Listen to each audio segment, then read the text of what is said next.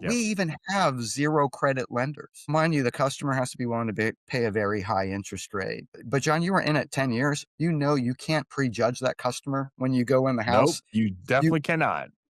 I have been in homes with the most beautiful, Mercedes Benz. The wife's Yep. driving a Lexus truck, and their debt to income ratio is so high that they get turned down in the home. And I've been into rural homes. I grew up in the mountains of Pennsylvania by Gettysburg. So I've been in homes where there's literally cars that are on blocks in the front yard with the grass grew around it. They just mowed around that. They get approved and instantaneously for $30,000 worth of work Yep. done. You know, Absolutely.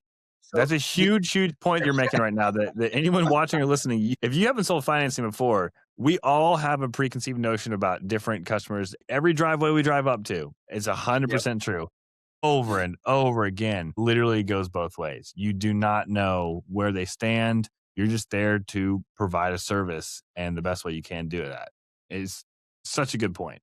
Such a good Yeah, point. the mentality for everybody listening, you gotta walk into that home. Again, it's not about the home and the customer, it's about you and your show. You're not there to sell them a product, you're there to solve a problem and make a friend, Mhm. right? And anything along the way that throws a wrench into the engine, you need to see what's out there that can help me avoid that wrench throw, right? So the seamless technology, the delivering the same show night after night to get that standing ovation is what you should be focused on, not what the customer's house looks like, not what your interpretation of that car in the driveway, not the 1970s printed couch when you walk in. That's not what you're there for. You're there to perform. You're there to do a show and solve a problem for somebody. And if you walk out without them offering up to recommend all their friends and family, you haven't done your best, right?